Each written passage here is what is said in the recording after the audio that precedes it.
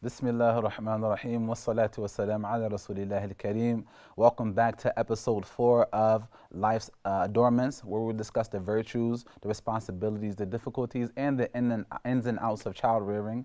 Alhamdulillah, I'm your host, Yusuf Kroma. We know that it is a great beauty, is a great excitement that parents have when it comes to raising children or wanting children. However, they do come with great responsibilities, and it is a great effort that must be placed into the uprearing of children. So today, alhamdulillah, we have our honored guest, Sheikh Assim al-Hakeem, who's a teacher at Zad Academy and a teacher at KIU.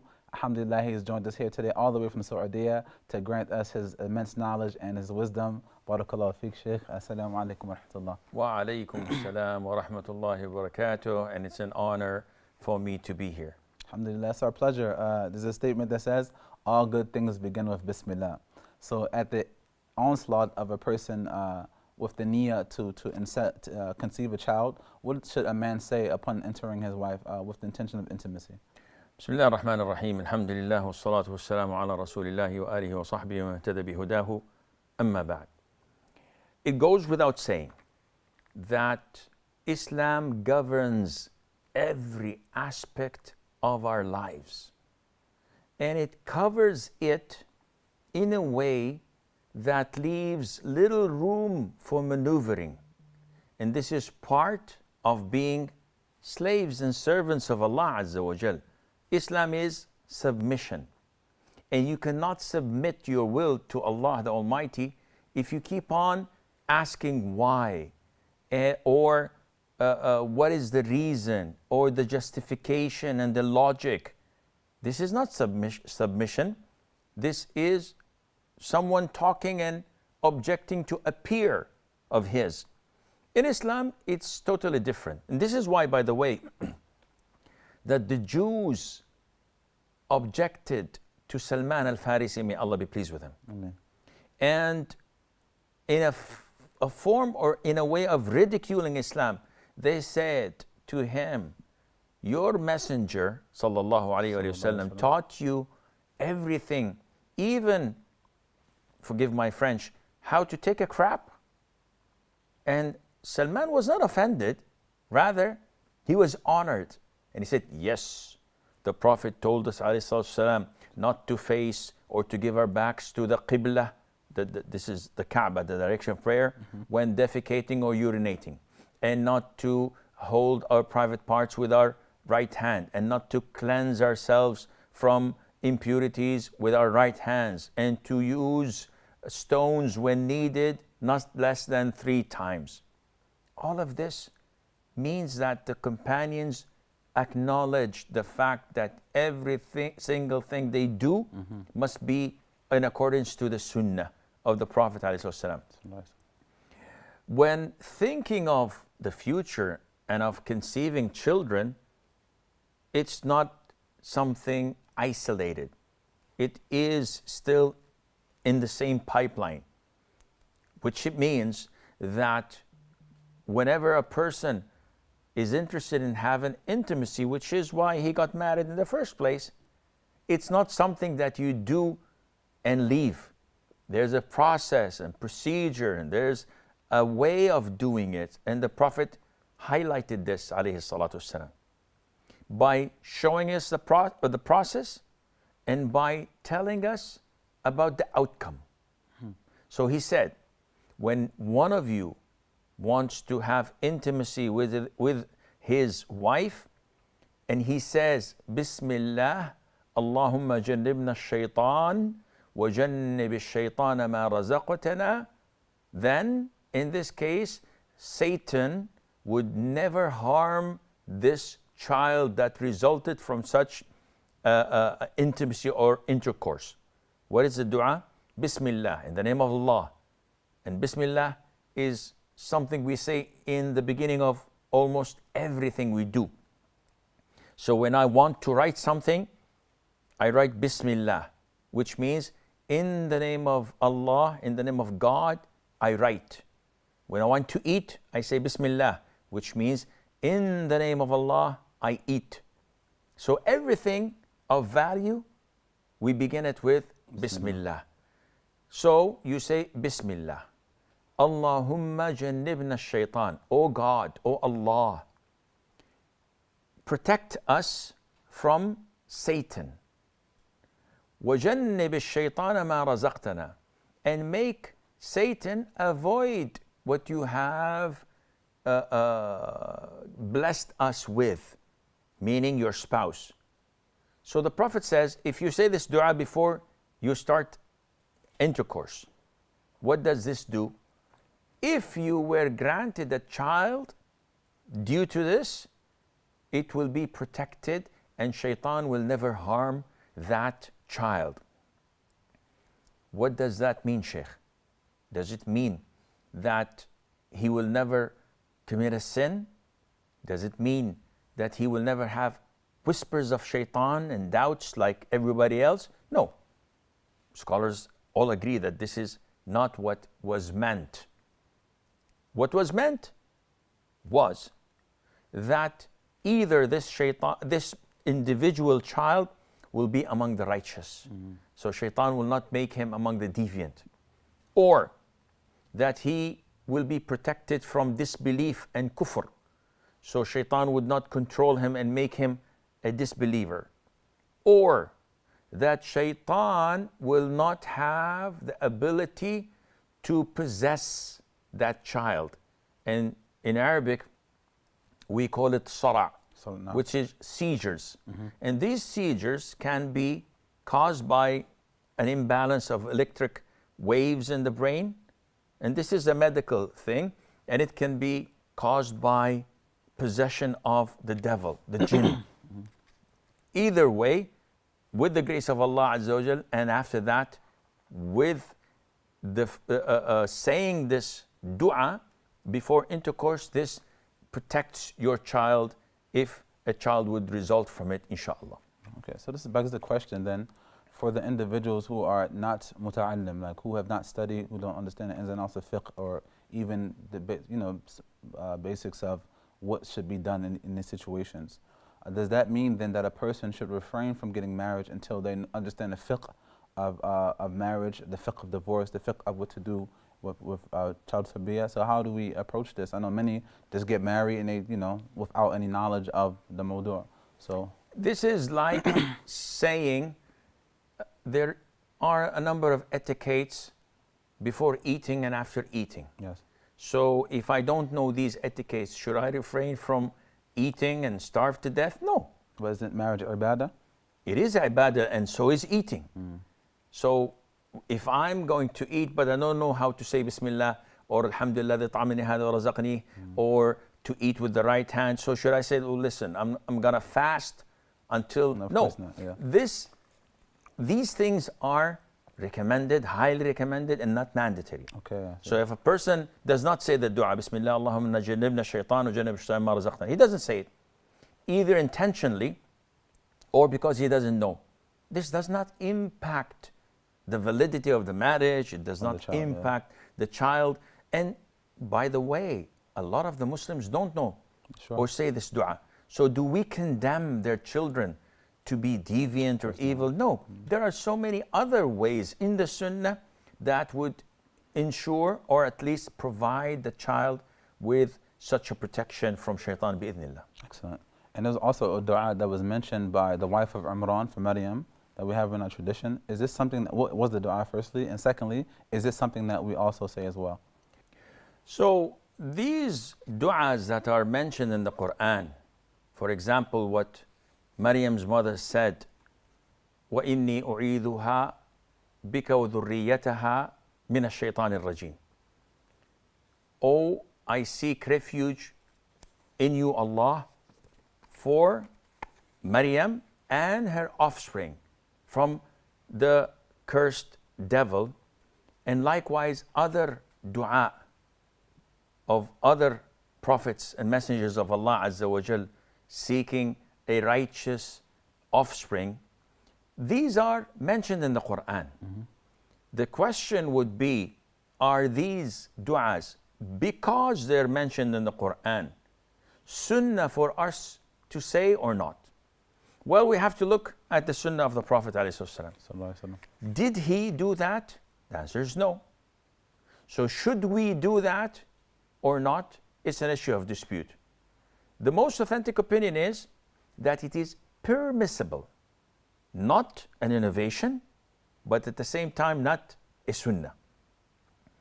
One would argue and say, Akhi, if it's mentioned in the Quran, shouldn't it be sunnah? I'll give another example. There was a man, and the hadith is reported in Bukhari and elsewhere, who whenever leading the prayer with his companions would all the time recite Surah Al-Ikhlas, Qul huwa Allahu ahad, and another surah. And his companions used to complain, say, listen, either recite Surah Al-Ikhlas alone, chapter 112, or recite a separate surah. But why combine two surahs? He said, listen, either you like what I do or choose someone else to lead. So they went to the Prophet ﷺ and sought his advice. And the Prophet told them to ask him again, why do you recite Surah Al-Ikhlas?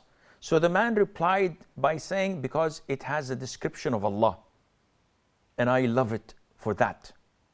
So the Prophet told them to tell him, because of your love, Allah loves you.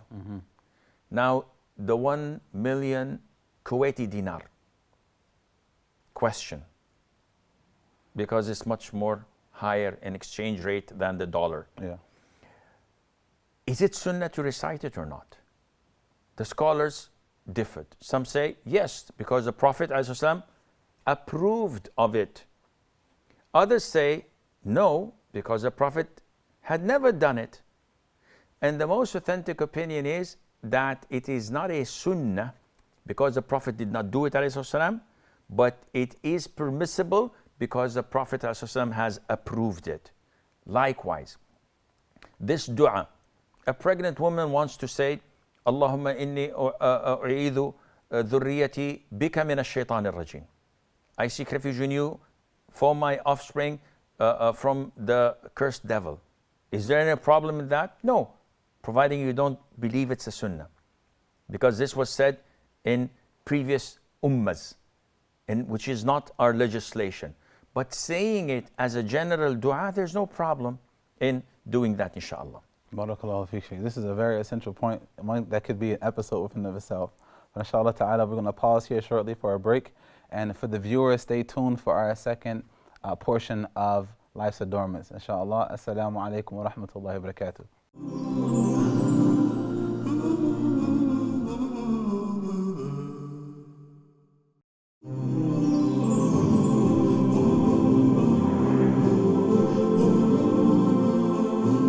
Assalamu alaikum. Welcome back to our fourth episode of Life's Adornments, to a second segment. Alhamdulillah, now we're going to talk about once a child is born. Alhamdulillah, this is one of the most joyful moments of a person's life, to see their child come into existence by the mercy of Allah subhanahu wa ta'ala. And sometimes we get so carried away that many people forget the actual sunnah. So we would like the Shaykh to advise us on what do we do when a child is born, what did the Prophet ﷺ teach his companions to do, and how do we sort of invite this child into the world upon the kitab and the sunnah of the Nabi sallallahu alaihi wasallam.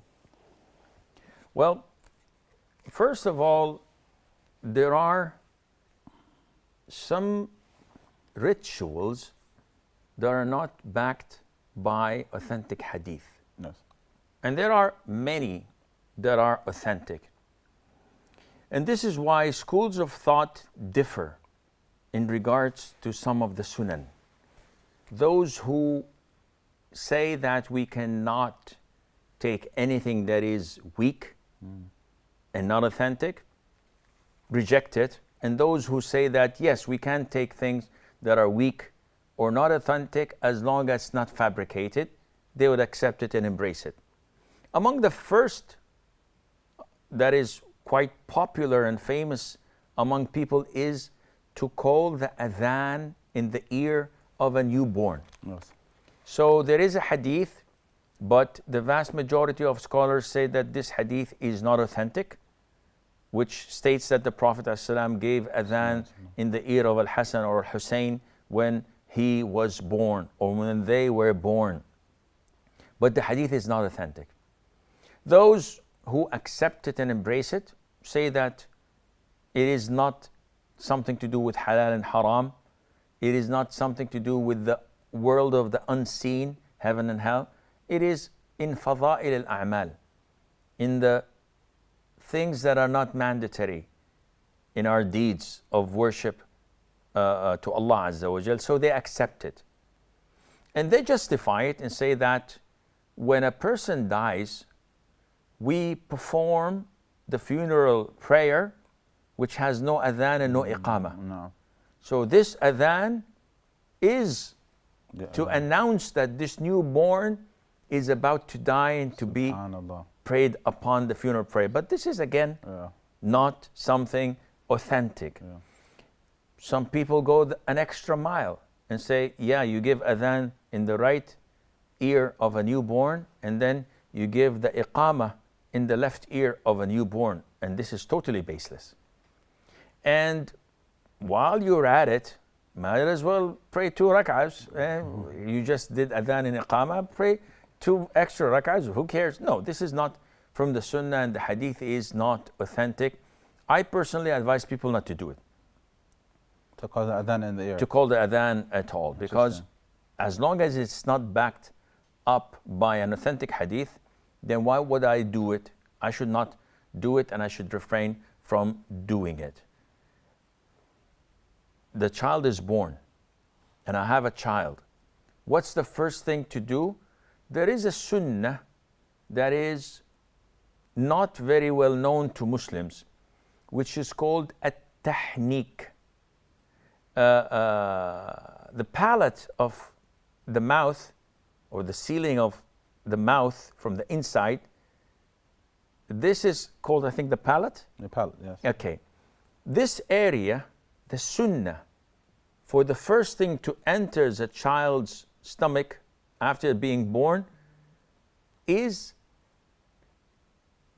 as explained in the hadith.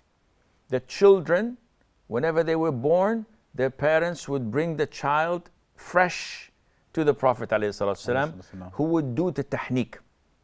And tahnik is to take a very tiny piece of date and chew it up until it's really moist, and take a very little part and put it in the palate of the child's mouth. So it's in the roof of his mouth, in the ceiling of his mouth, so that the first thing he tastes and enters his stomach is this sweet thing. Scholars differed. Some say this is only for the Prophet ﷺ. Others say, no, this should be done for every child through one of the scholars or the righteous people of the community. And the most authentic opinion is the third opinion, which says only the father or the mother should do it, because we cannot seek anyone's blessing other than the Prophet ﷺ. We acknowledge that his saliva ﷺ is a blessing by itself. But I can say to you or to some great grand mufti or major scholar that his saliva is as blessed as anything. No, he's like any Tom, Dick, or Harry. There's no blessing in him at all. This is between him and Allah. The Prophet, on the other hand, ﷺ, is a different story. So the most authentic opinion is that this process should be done by either the father or the mother. What are the benefits? Medically, it's been proven that the lack of glucose in the child's and the newborn's bloodstream causes a lot of deficiency and failure in the respiratory system. So this glucose that you add to the child the moment it's born prevents from changing color into blue of the skin, problems with the respiratory system, and enhances the way of him accepting his mother's milk because of that.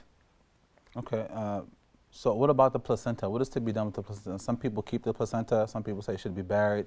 What should be done with this? There is nothing mentioned in the Quran or in the Sunnah in this regard. Okay. So if it is medically proven that it would benefit a person after being born few years down the line to get some stem cells or whatever things that would help him or cure him medically, so preserving it and keeping it is totally permissible. If not, we can't say it's recommended to bury because this was not reported to us. So just throw it in the dustbin without any problem with that, inshallah. Okay, and we know that when Aisha radiallahu anha, she used to come and ask about certain conditions of a child. What was her way when she would enter upon childbirth? Yeah, I think we mentioned this, that her approach was whenever given the glad tidings that a woman gave birth to a child, she wouldn't ask whether it's a male or female. Because this is the first thing we ask usually. When someone says, your sister gave birth to a child, she says, mashallah, boy or girl? This is what we usually ask. Mother Aisha used to say, is the child well formed? Meaning that, alhamdulillah, there is no disability, there is nothing, defect in him, nothing wrong. They say yes, and she says, may praise be to Allah Azza wa Jal. And then she asks whether it's a boy or a girl. Okay, now this is the part that a lot of people focus on. They spend a lot of time, which is the tasmiyah. We know from the narrations of the Prophet ﷺ that one of his sunnah is to name a child a good name. As in the case, he named Hassan and Hussein, and it's mentioned that Ali radiallahu anhu wanted to name them Harb. I'm not sure of the authenticity of this, but this is what I've learned and has read before. So what is the sunnah of naming a child? How would you choose a good name? What are some things that we should avoid? I know, for example, the Prophet ﷺ said that we should not take his kunya, certain names. For example, the names of Allah subhanahu wa ta'ala. I'm not sure if there's a dispute whether a person can name his son like Kareem or Rahman without putting the Abdul in front of it. What are some ways to navigate this? Sheikh Yusuf, you've opened the Pandora box. This topic is so huge and vast. I don't know if I'm going to cover it all because I'm too old to remember, but let me give it a shot. First of all, whose responsibility is to give the name? So many times I get phone calls from couples, and the woman says, it's not fair. I had the burden of conceiving this child for 9 months, sleepless nights, the contractions of the labor and the delivery and the postnatal bleeding and blah, blah, blah. And then I'm deprived from naming him?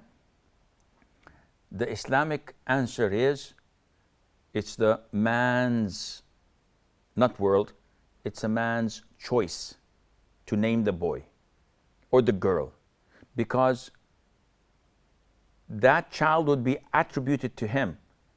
No one says he is Abdullah, the son of Khadija. No, he's Abdullah, the son of Muhammad, the father. So he will be carrying his name. So he's responsible for choosing the name. This doesn't mean he doesn't consult. On the contrary, it's part of good manners to ask your wife, listen, I'm thinking of naming the boy X, Y, or Z. What do you think is best? If she says H, says, no, this is not part of the options. I'm giving you 3 options to choose from. That would be fun. That would be nice.